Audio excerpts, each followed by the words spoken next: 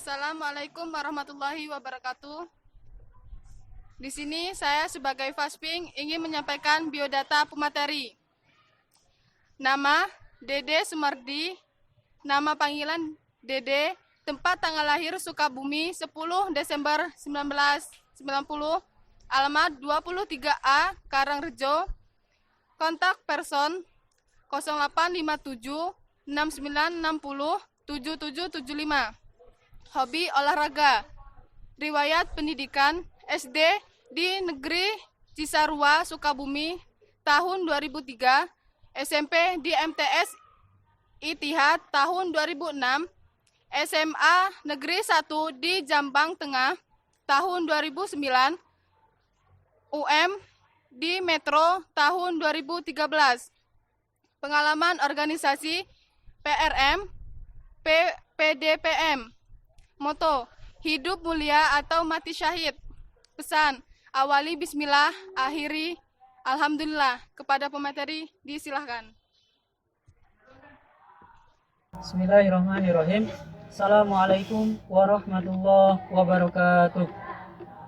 Innal hamdalillah nahmaduhu wa nasta'inuhu wa nastaghfiruh wa na'udzu billahi min shururi anfusina wa min sayyiati a'malina. May yahdihillahu fala mudilla lahu wa may yudlil fala hadiya lahu. Asyhadu an la ilaha illallah wahdahu la syarika lahu wa asyhadu anna Muhammadan 'abduhu wa rasuluhu la nabiyya wa la rasulahu ba'dah. Qala Allah Ta'ala fi Kitabil Karim, A'udzu billahi minasyaitonir rajim.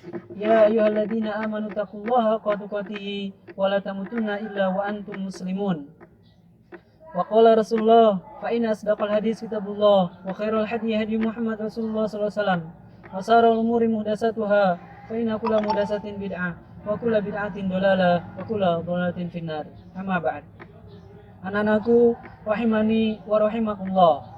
Puji syukur kehadirat Allah Subhanahu wa taala. Kita lantunkan, kita sanjungkan, kita ucapkan dalam setiap hembusan napas kita. Syukur alhamdulillah Allah Subhanahu wa taala memberikan rahmat dan karunia-Nya kepada kita semua sehingga kita semua masih bisa bernapas, mendapatkan hidayah, keimanan, keislaman, ketakwaan kepada Allah Subhanahu wa taala. Yakinlah bahwa tidak ada satu makhluk pun yang bisa masuk ke dalam surga kecuali dengan rahmat dan karunia Allah Subhanahu wa taala. Rahmat dan karunia Allah Subhanahu wa taala itu datang manakala kita taat dan patuh kepada Allah Subhanahu wa taala, juga kepada Rasulullah sallallahu alaihi wasallam. Anak-anakku rahimani wa rahimakumullah, selanjutnya adalah salawat dan salam semoga senantiasa tercurah kepada Nabi besar Muhammad sallallahu alaihi wasallam sebagai panutan bagi kita semua di dalam menjalani kehidupan ini. Kita di dalam kehidupan ini tentunya wajib dan harus mentaati Allah dan Rasul-Nya, dan kita harus mengikuti apa yang disampaikan oleh Allah, juga apa yang dicontohkan oleh Rasulullah SAW yang kita kenal dengan sunnah Rasulullah SAW. Pada kesempatan yang mulia ini, Bapak diamanahi untuk menyampaikan tentang ibadah praktis. Maksudnya adalah tata cara berwudu, juga tata cara sholat, yang insya Allah nanti akan ada video di akhir setelah pengantar yang Bapak sampaikan ini. Tapi terlebih dahulu anak-anakku sekalian, perlu diketahui bahwa syarat ibadah diterima itu adalah niat ikhlas. Yang kedua, sesuai dengan yang diajarkan atau dicontohkan oleh Nabi besar Muhammad SAW. Niat ikhlas itu adalah amalan hati, sehingga yang tahu hanya orang yang melakukan dan Allah Subhanahu wa taala. Adapun yang sesuai dengan yang Nabi ajarkan, inilah yang harus kita pelajari, yang harus kita ilmui, sehingga barulah kita amalkan. Kita harus belajar baru beramal dulu. Sehingga ada prinsip dalam ibadah, ada dalil kerjakan, gak ada dalil gak usah dikerjakan.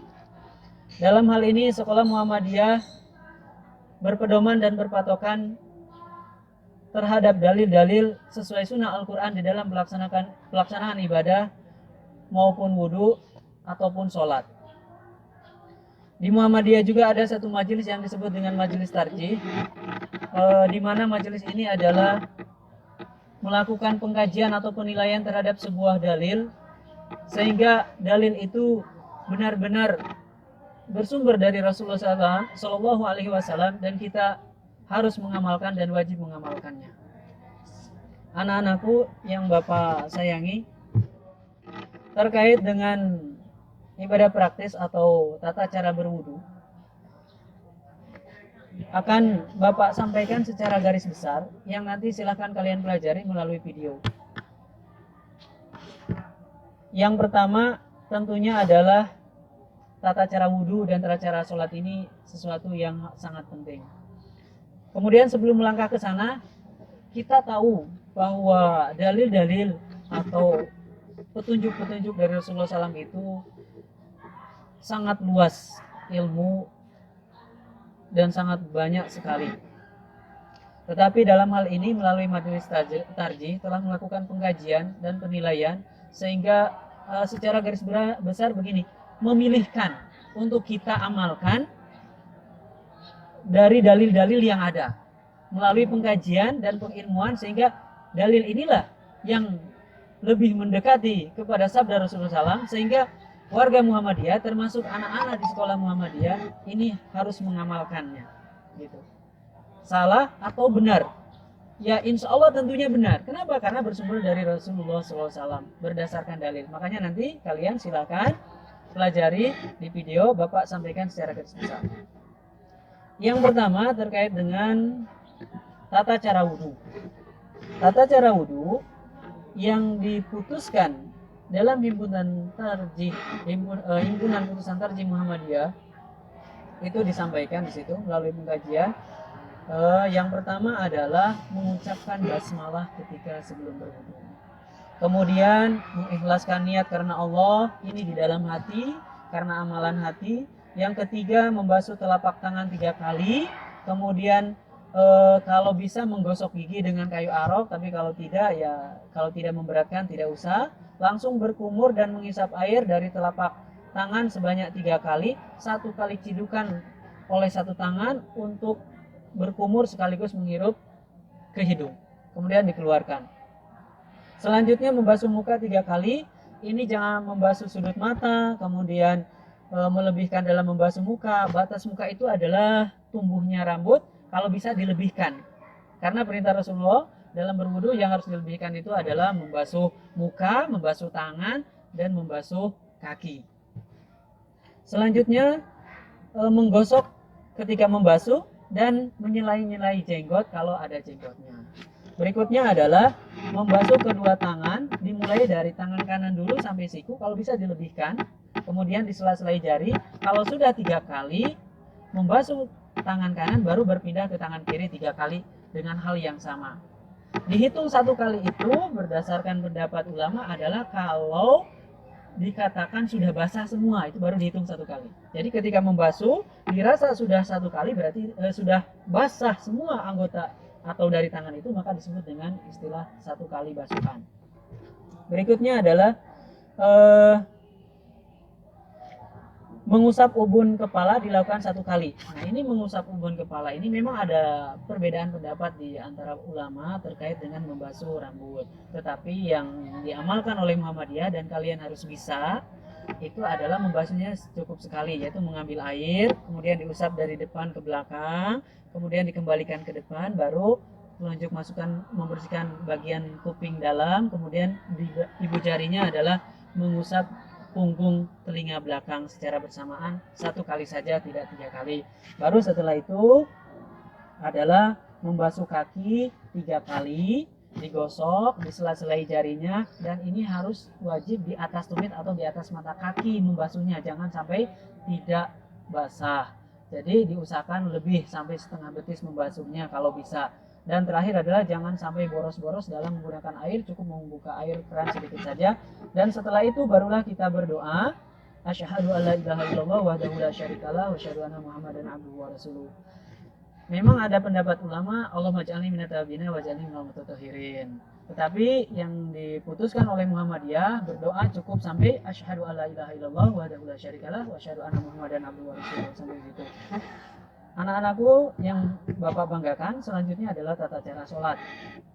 Nanti untuk lebih jelasnya kalian bisa tonton videonya yang akan Bapak sharekan setelah video ini. Berikutnya adalah sebelum ke sholat adalah tayamum. Untuk tata cara tayamum, ini adalah beberapa hal kenapa orang diperbolehkan untuk tayamum. Jadi siapa saja sih yang boleh bertayamum? Yang pertama yang boleh bertayamum itu adalah jika berhalangan menggunakan air. Kenapa berhalangan menggunakan air? Itu karena sakit atau khawatir madorot. Jadi kalau orang sakit nggak bisa gunakan air, boleh tayamum. Atau misalkan seseorang luka, kalau dia lukanya itu luka terbuka, nah kalau jika luka tersebut kena air, maka akan membuat dia sakit, tambah parah atau madorot begitu, maka ini boleh dia bertayamum. Jadi yang pertama boleh seseorang bertayamum itu karena sakit. Yang kedua khawatir membawa madorot kalau menggunakan air tersebut, misalkan luka tadi itu. Yang berikutnya adalah kalau dalam bepergian kita tidak menemukan air, ya, kemudian kita mengganti wudhu itu adalah dengan debu yang baik. Gitu. Mengganti tayamum adalah mengganti air dengan debu yang baik. Bagaimana cara tayamum? Cara tayamum adalah cukup mudah. Pertama, kita ucapkan Bismillahirrahmanirrahim atau Bismillah, ya, Bismillahirrahmanirrahim. Kemudian kita tepukan ke tanah atau ke debu, ditepukan. Setelah ditepukan kita tiup. Kemudian kita usap muka. Baru usap telapak punggung tangan kanan sekali, tangan kiri sekali, selesai. Itu tayamum. Gitu. Nanti di videonya ada, silahkan kalian tonton lebih jelasnya. Selanjutnya adalah tata cara sholat. Anak-anakku sekalian yang Bapak hormati dan Bapak banggakan, tata cara sholat yang pertama adalah takbiratul ihram. Ya, kita mengucapkan Allahu Akbar dengan mengangkat kedua belah tangan sejurus bahu, sejajarkan ibu jari pada daun telinga atau telapak tangan atau bahu. Jadi begini, boleh di bahu atau sejajar daun telinga. Telapak tangan yang putih ini adalah menghadap ke kiblat. Jadi tidak seperti ini tapi menghadap kiblat, sejurus bahu atau sejurus daun telinga. Begitu. Kemudian mengucapkan Allahu Akbar, lalu letakkan tangan kanan pada punggung telapak tangan kiri di atas dada. Baik anak-anakku yang Bapak banggakan, kita lanjutkan pembahasannya tentang sholat wajib. Secara ringkas Bapak sampaikan tata cara sholat wajib. Nanti kalian cukup tonton video yang Bapak share. Silahkan kalian pelajari, pahami, lalu praktekkan. Nanti di akhir ada tugas. Tugasnya adalah menghafal bacaan-bacaan wudhu sholat dalam video tersebut. Nanti Bapak share filenya, silahkan kalian hafalkan. Nanti itu semua wajib hafal. Tidak salah, karena ilmu dihafal itu sangat bagus sekali. Jadi tolong dihafalkan bagi anak-anak sekalian. Yang pertama, takbiratul ihram. Kemudian mengikhlaskan niat karena Allah dalam hati, karena ini adalah amalan hati. Jadi bersiap, kemudian Allahu Akbar, niat dalam hati karena itu amalan hati. Selanjutnya mengangkat kedua belah tangan sejurus bahu atau mensejajarkan ibu jari pada daun telinga. Jadi sejurus bahu atau mensejajarkan dengan daun telinga gitu. Kemudian telapak yang putih ini, yang putih menghadap ke kiblat. Kemudian meletakkan di dada, yang kiri di bawah, yang atas di kanan seperti ini, atau memegang pegangan tangan. Itu. Selanjutnya adalah membaca doa iftitah. Doa iftitah banyak sekali yang dicontohkan oleh Rasulullah, tapi dalam hal ini sekali lagi Majelis Tarjih memilihkan untuk anak-anak hafalkan. Jadi wajib ke anak-anak hafalkan. Meskipun yang lain ada bacaan iftitah yang lain beda dengan ini, ya nggak apa-apa. Tapi yang ini pun wajib dihafalkan. Kenapa? Karena ini pun dari Rasulullah SAW. Dan dalam sekolah Muhammadiyah yang dipraktikkan adalah yang ini, yaitu Allahumma ba'id baini wa bainal khotoyaya kama ba'adta bainal masyriqi wal maghrib. Allahumma nakini min khotoyaya kama yunaqqas saubul abyadu minad danas. Allahumma ghsil khotoyaya bil ma'i wal salji wal barad. Silahkan doa ini dihafalkan oleh anak-anak sekalian, wajib hafal. Semakin banyak hafal ilmu semakin bagus, begitu. Lalu setelah itu adalah membaca ta'awud kemudian membaca Bismillahirrahmanirrahim, kemudian membaca surat Al-Fatihah, kemudian membaca Amin, kemudian setelah itu membaca surah yang hafal dari surah-surah pendek dalam Al-Quran, kemudian ruku. Ruku ini adalah angkatlah kedua belah tanganmu seperti dalam takbir permulaan di awal tadi, kemudian bertakbir, kemudian melapangkan atau meratakan punggungmu dengan lehermu, memegang kedua lututmu dengan dua belah tanganmu, kemudian membaca doa ruku, subhanakallahumma rabbana wa bihamdika allahumma gfirli. Doa ini anak-anak juga wajib hafal, yaitu subhanakallahumma rabbana wa bihamdika allahumma gfirli. Subhanakallahumma rabbana wa bihamdika allahumma gfirli. Doa ini anak-anak juga wajib hafal. Itu. Selanjutnya adalah bangkit dari ruku, kemudian bangkit dari ruku ini adalah angkatlah kepala untuk i'tidal, mengangkat kedua belah tangan seperti dalam takbiratul ihram dan berdoa sami Allahu liman hamidah. Bila sudah lurus berdiri tegak, baru baca Rabbana walakal hamdu. Rabbana walakal hamdu, ada yang sampai situ, ada juga yang panjang Rabbana walakal hamdu hamdan katsiran thayyiban mubarakan fi. Anak-anak ini juga wajib hafal. Rabbana walakal hamdu hamdan katsiran thayyiban mubarakan fi. Wajib hafal sampai situ. Selanjutnya setelah membaca doa baru sujud. Sujud yaitu pertama ketika mau sujud adalah bertakbir.